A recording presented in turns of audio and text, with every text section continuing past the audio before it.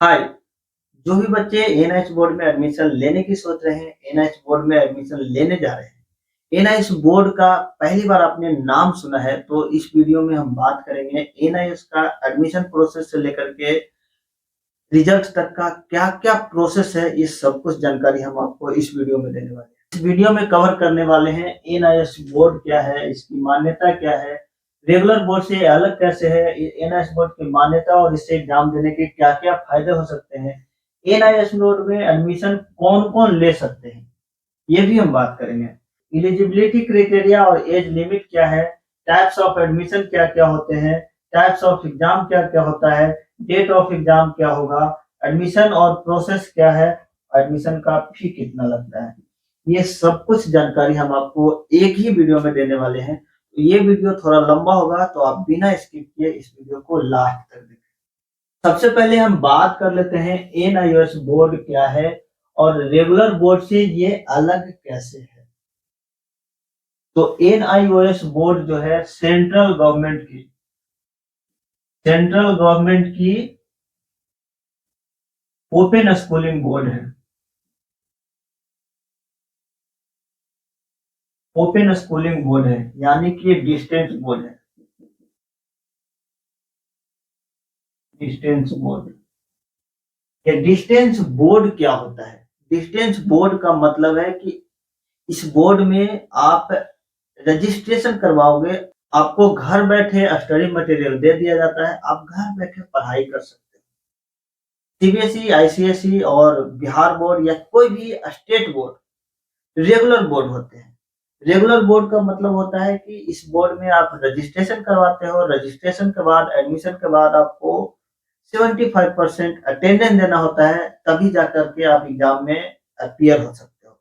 लेकिन NIOS board जो है ओपन स्कूलिंग डिस्टेंस बोर्ड है। डिस्टेंस बोर्ड का मतलब होता है यहाँ पे आप रजिस्ट्रेशन करवाओगे, रजिस्ट्रेशन के बाद आपको स्टडी मटेरियल घर बैठे दे दिया जाता है, घर बैठे आप पढ़ाई कर सकते हो।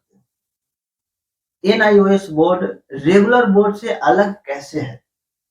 तो अलग इस तरीके से है कि जो भी बच्चे जो बहुत ज्यादा फी अफोर्ड नहीं कर सकते हैं, काम करते हुए पढ़ाई करना चाहते हैं, और NIOS board ministry of education MHRD से अप्रूव्ड है।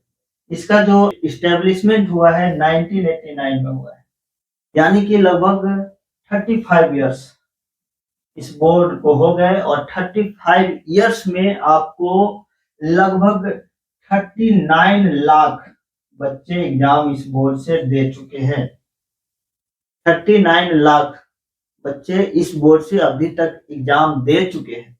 तो ये बोर्ड पूरी तरीके से वैलिड बोर्ड है और मान्यता प्राप्त बोर्ड है और सेंट्रल गवर्नमेंट की डिस्टेंस बोर्ड है। आप बेझिझक इस बोर्ड में एडमिशन लेकर के एग्जाम दे सकते हो, और किसी भी बोर्ड के लिए, किसी भी एग्जाम्स के लिए, किसी भी जॉब के लिए आप एप्लीकेबल हो जाते हो। एनआईएस बोर्ड की मान्यता, एनआईएस बोर्ड सेंट्रल गवर्नमेंट की बोर्ड है। मैंने पहले ही कवर कर दिया है कि एनआईएस बोर्ड सेंट्रल गवर्नमेंट की बोर्ड है। आप कहीं भी किसी भी प्राइवेट सेक्टर में, गवर्नमेंट सेक्टर में, किसी भी एग्जाम्स के लिए, चाहे यूपीएससी हो, बीपीएससी हो, रेलवे हो, बैंकिंग हो, किसी भी एग्जाम्स के लिए आप अपियर हो सकते हो। किसी भी गवर्नमेंट सेक्टर में या प्राइवेट सेक्टर में आप जॉब कर सकते हो, आपको कहीं कोई प्रॉब्लम नहीं होगी। अब बात कर लेते हैं एनआईएस बोर्ड में एडमिशन कौन कौन ले सकते हैं। एनआईएस बोर्ड में एडमिशन जो भी बच्चे ड्रॉप आउट हैं, 9th कर लिया है, 10th कंप्लीट नहीं किया है, 10th तो कर लिया है, 12th कंप्लीट आपने नहीं किया है, तो आप इस बोर्ड से एग्जाम दे सकते हो। किसी भी बोर्ड से फेल बच्चे, जो बच्चे किसी बोर्ड से फेल हो गए हैं, वो बच्चे भी इस बोर्ड में एग्जाम दे सकते हैं।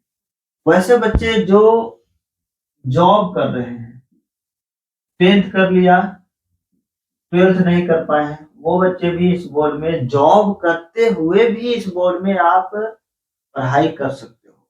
इस बोर्ड में एडमिशन लेने का एलिजिबिलिटी क्या है और एज लिमिट क्या है? इस बोर्ड में एज का कोई लिमिट नहीं है, आप कभी भी पढ़ाई कर सकते हो। मिनिमम एज 14 इयर्स होना चाहिए, तब आपका 10th में एडमिशन हो जाएगा। 12th के लिए लगभग 10th आपका कंप्लीट होना चाहिए और 2 ईयर का गैप होना चाहिए 10th में। आप एलिजिबल हो इस बोर्ड में एग्जाम देने के लिए। इसके बाद बात कर लेते हैं types of admission.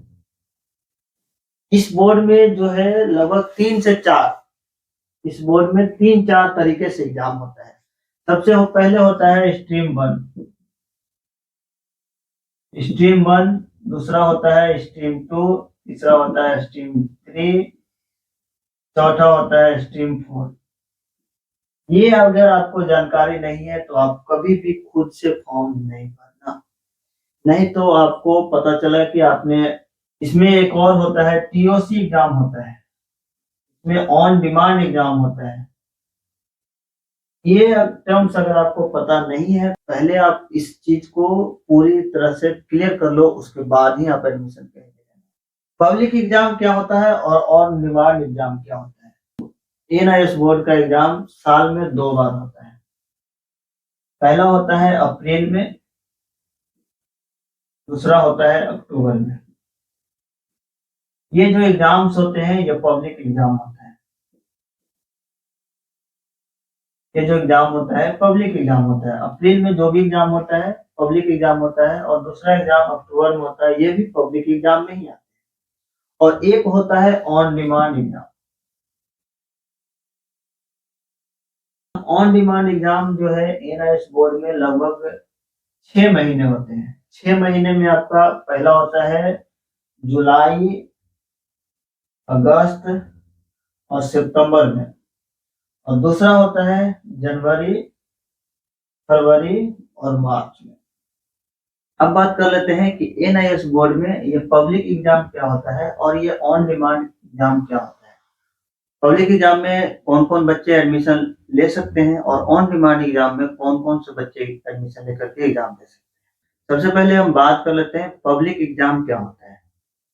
Public exam और दूसरा है on demand exam. Public exam साल में 2 बार होते हैं। पहला होता है अप्रैल में, दूसरा होता है अक्टूबर में। पहला होता है अप्रैल में, दूसरा होता है अक्टूबर में। पब्लिक एग्जाम में कौन कौन से बच्चे एडमिशन ले सकते हैं? सबसे पहले तो वैसे बच्चे जो कभी स्कूल गए ही नहीं, और दूसरा वैसे बच्चे जो किसी बोर्ड से एग्जाम दिए हैं और फेल हो गए, तो वो बच्चे भी पब्लिक एग्जाम में जा सकते हैं। आपने 8th किया है, 10th कंप्लीट नहीं किया, 10th किया है, 12th कंप्लीट करना है, तो आप एनआईएस बोर्ड में एडमिशन ले सकते हो और डायरेक्ट 12th कंप्लीट कर सकते हो। 8 के बाद डायरेक्ट 10th कंप्लीट कर सकते हो। और बहुत सारे बच्चे का ये सवाल रहता है कि सर 10th और 12th क्या दोनों एक ही साथ हो सकता है क्या? तो नहीं, 10th पहले आपका होगा, उसके बाद 2 ईयर का गैप होना चाहिए, उसके बाद आप 12th कर सकते हैं। 10th एनआई से करोगे या किसी भी बोर्ड से करोगे तो 12th करने के लिए 10th के बाद 2 साल का गैप होना जरूरी है। बहुत सारे बच्चे का ये सवाल होता है कि सर डायरेक्ट हो सकता है क्या 10th और 12th दोनों एक ही साल में? तो नहीं, बिल्कुल ही नहीं। ऐसा कोई अगर आपको बोल रहा है कि हाँ आपको करवा देंगे, आपको यहाँ पे अलर्ट होने की जरूरत है, क्योंकि एएनआईएस बोर्ड ऐसा बिल्कुल ही नहीं करती। जो ऐसा करते हैं वो आपको अलग से एक वेबसाइट दे देंगे कि आपका रिजल्ट इसी वेबसाइट पर शो करेगा, लेकिन ऐसा नहीं होता है। तो यहाँ पे आपको अलर्ट होना है कि जो इस तरीके के बोल रहे हैं कि आपको रिजल्ट पास करवा देंगे, 100% गारंटेड पास करवा देंगे, 100% गारंटेड कोई ऐसा भी बोल रहा है तो वो भी बिल्कुल ही गलत बोल रहा है। इसमें आपका बोर्ड एग्जाम लेती है, कॉपी जो है बोर्ड के द्वारा चेक करवाया जाता है, सब कुछ प्रक्रिया होता है, प्रोसेस होता है बोर्ड के द्वारा। तो फिर हम और आप और या जो भी लोग ऐसा बोलते हैं वो कौन होते हैं गारंटेड रिजल्ट देने वाले? यहाँ पे आपको अलर्ट होना है। चलिए नेक्स्ट बात कर लेते हैं। और वैसे बच्चे जो 10th या 12th किए हैं और फेल हो गए हैं, अगर आप 10th और 12th में फेल हो गए हो, 10th में फेल हो गए हो या 12th में फेल हो गए हो, तो आप एनआईएस बोर्ड में टीओसी एग्जाम से मात्र 3 पेपर का एग्जाम देकर के पास कर सकते हो। टीओसी प्रोसेस क्या है, मैंने इसके लिए एक डेडिकेटेड वीडियो बना दिया है, अब वहां पे जाकर के उस वीडियो को चेक कर सकते हो। क्योंकि इस वीडियो में अगर मैं टीओसी प्रोसेस और एंड ऑल सारा प्रोसेस करूंगा तो ये वीडियो लगभग 1 से 1.5 घंटे का हो सकता है। वो वीडियो भी मैंने बना दिया है। एनआईएस ऑन डिमांड से रिलेटेड एक अलग ही डेडिकेटेड वीडियो मैंने बना दिया है, वो भी आप जाकर चेक कर सकते हैं। पब्लिक एग्जाम से रिलेटेड भी मैंने एक डेडिकेटेड वीडियो बनाया हुआ है, वो भी आप जाकर चेक कर सकते हैं। इसमें आपको process A to Z process बताया गया है कि किस तरीके से क्या होता है, कब आपका पब्लिक एग्जाम में कब आपका रजिस्ट्रेशन होता है, कब एग्जाम फॉर्म भरा जाता है, कब पीसीपी प्रोग्राम होता है, कब आपका पीएमए होता है। ये सारा प्रोसेस मैंने एक डेडिकेटेड वीडियो है उस पर बना दिया है, आप वहां पे जाकर के देख सकते हैं। अब बात कर लेते हैं NIOS on demand exam. On demand exam खास करके वैसे बच्चों के लिए है जो बच्चे किसी भी बोर्ड से फेल हो जाते हैं, या फिर इम्प्रूवमेंट एग्जाम। अगर आपने किसी बोर्ड से एग्जाम दिया है, आपका नंबर कम आ गया, मार्क्स कम है किसी भी सब्जेक्ट में, तो आप एनआईएस बोर्ड से इम्प्रूवमेंट एग्जाम दे सकते हो, एनआईएस ऑन डिमांड।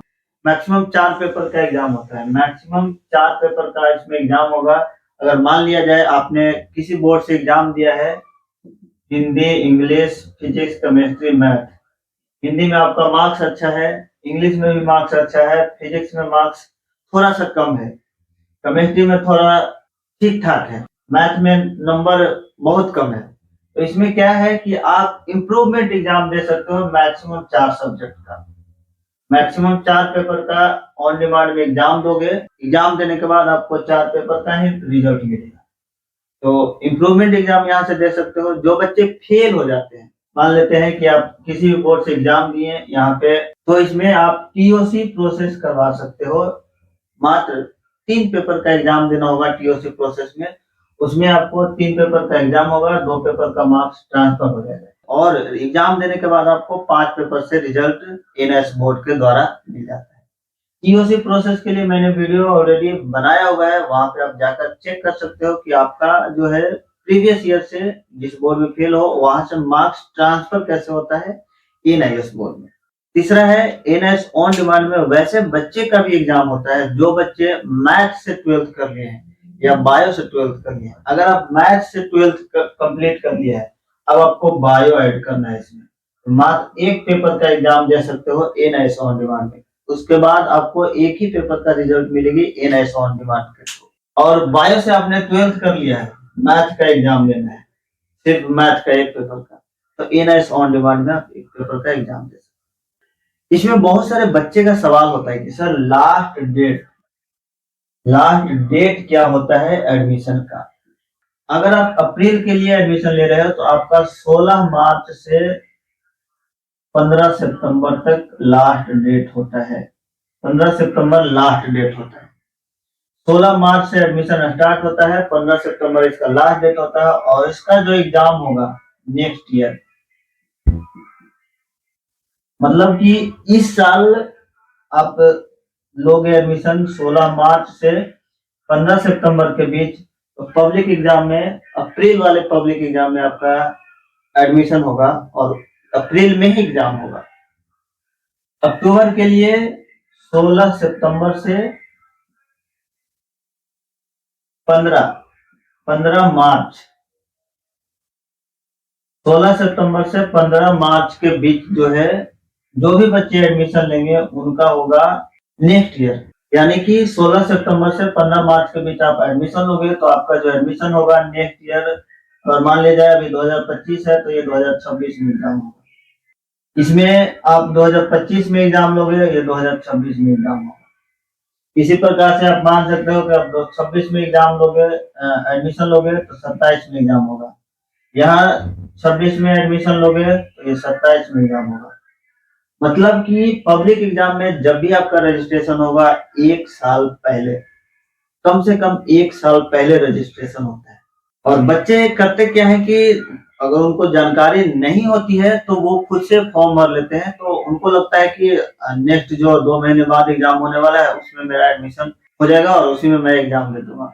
ऐसा नहीं होता है, आपको पूरा प्रोसेस जानना पड़ेगा, आपको समझना पड़ेगा, उसके बाद ही आप एडमिशन लेना। नहीं तो 1-1 साल बच्चे का बर्बाद होते हुए मैंने देखा है। गलती से वो रजिस्ट्रेशन करवा लेते हैं और उनका एग्जाम एक साल बाद होता है। तो ये चीज को आपको ध्यान रखना है। अब बात कर लेते हैं ऑन डिमांड एग्जाम का लास्ट डेट कब होता है। बहुत सारे बच्चे लास्ट डेट के चक्कर में रहते हैं। मैं कहता हूँ लास्ट डेट का इंतजार क्यों करना है। आप अब भी एडमिशन लोगे, आपको बुक्स और स्टडी मटेरियल अब भी मिल जाएगा 15 दिन के अंदर। आपका स्टडी जो है 15 दिन से स्टार्ट हो जाएगा। आप लास्ट डेट का इंतजार में रहोगे तो 15 सितंबर लास्ट डेट है, यानी कि 2 महीने बाद 15 सितंबर में रजिस्ट्रेशन करवाओगे, 1 या 2 महीने बाद आपको बुक्स मिलेगा, पढ़ने के लिए मात्र 2 या 3 महीने का समय। लेकिन आप बिना लास्ट डेट का इंतजार किए हुए रजिस्ट्रेशन करवाते हैं तो आपको 1 साल पहले बुक्स मिल जाता है। तो लास्ट डेट का इंतजार ना करें। लास्ट डेट का वैसे भी आपको जब करना ही है तो फिर लास्ट डेट का इंतजार क्यों। ऑन डिमांड एग्जाम का लास्ट डेट कब होता है?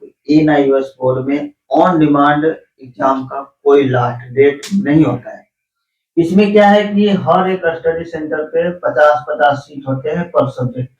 50-50 सीट होते हैं, यानी कि मान कर चलो कि एक सेंटर पे अगर आप अभी जनवरी, फरवरी, मार्च में एडमिशन लोगे, अगर आप जनवरी में एडमिशन लेने जा रहे हो तो पूरे बिहार में आपको लगभग 700, जनवरी में 700 बच्चे का एग्जाम होगा मात्र पूरे बिहार से। 38 जिला में 700 बच्चे का ही एग्जाम होगा। उसमें भी ऑन डिमांड का एग्जाम 38 जिला में नहीं होता है, लगभग 6 जिला में होता है। बिहार से हैं अगर आप तो जो भी बच्चे ये जानना चाहते हैं कि आपके स्टेट में कौन से सेंटर पे सीट अवेलेबल है ऑन डिमांड का, तो आप दिए गए व्हाट्सएप नंबर पे मैसेज करके जानकारी दे सकते हैं। इसमें लिमिटेड सीट होते हैं तो सीट को आपको रिजर्व करना होता है। रिजर्व करने के लिए आप खुद से भी कर सकते हो या किसी ऐसे एक्सपर्ट से करवाएं जो इस चीज के बारे में जानता हो, क्योंकि साइबर कैफे से आप करवाएंगे तो उनको सिर्फ फॉर्म भरने से मतलब है और 50 या 100 रुपये से मतलब है। आपका क्या एग्जाम में होगा नहीं होगा, साइबर वाले को आप उससे कोई मतलब नहीं। अब बात कर लेते हैं कि इसका एडमिशन प्रोसेस क्या होगा। एडमिशन प्रोसेस और एडमिशन का फी कितना लगता है। तो एडमिशन प्रोसेस में आपको सबसे पहले है कि अगर आप पब्लिक एग्जाम में जा रहे हैं तो आपको एडमिशन के लिए, अगर आप 10th से हैं, 10th का एग्जाम देना चाह रहे हैं, फ्रेश यानी कि 5 सब्जेक्ट से एग्जाम देंगे, तो इसमें 8 या 9th का TC या फिर सिर्फ आधार कार्ड भी है आपके पास तो उससे भी रजिस्ट्रेशन आपका हो जाएगा। Photo and signature. अगर आप पब्लिक एग्जाम में एडमिशन ले रहे हैं, आपका सेंटर जिस डिस्ट्रिक्ट में आप हैं वहां पे नहीं है, दूसरे सेंटर पे आप एग्जाम दे रहे हो, दूसरे डिस्ट्रिक्ट में आप एग्जाम दे रहे हो, इसके लिए आपके पास एक वहां का रेसिडेंशियल प्रूफ होना चाहिए। पब्लिक एग्जाम में एडमिशन फी कितना लगता है, तो पब्लिक एग्जाम में रजिस्ट्रेशन का, सिर्फ और सिर्फ रजिस्ट्रेशन का आपका लगभग 2450 या 60 या 70 रुपये आपका, 2450, 60 या 70 रुपये आपका लगता है सिर्फ रजिस्ट्रेशन का। ये है 12th के लिए। 10th में अगर आप करेंगे तो आपका लगेगा 2250 या 2270 रुपया 10th के लिए। ये इसका रजिस्ट्रेशन फी है। बाकी डिटेल्स के लिए आप दिए गए नंबर पे कॉल करके बात कर लेंगे, आप और भी डिटेल्स आपको इसमें बता दिया जाएगा। ये जो फी है ये 5 सब्जेक्ट वालों के लिए है। बाकी वैसे बच्चे जो TOC से एडमिशन लेते हैं, इसमें जो बच्चे TOC से एडमिशन लेते हैं तो उनके लिए जो है कोई फिक्स फी नहीं होता है, जो कोई फिक्स नहीं होता है। वो आपको डिपेंड करता है सब्जेक्ट पे, वो आपको डिपेंड करता है आपके प्रैक्टिकल पे, सब्जेक्ट में प्रैक्टिकल कितना है। तो TOC में जब आप रजिस्ट्रेशन करने जाओगे तब आपको पता चलेगा कि इसमें एक्चुअल फी कितना लगेगा। तो मान के चलो आपको 3500 से 4500 रजिस्ट्रेशन का सिर्फ चार्ज लगेगा। इसमें प्रैक्टिकल और ये वो जो भी है आप स्टडी सेंटर से बात कर लेंगे।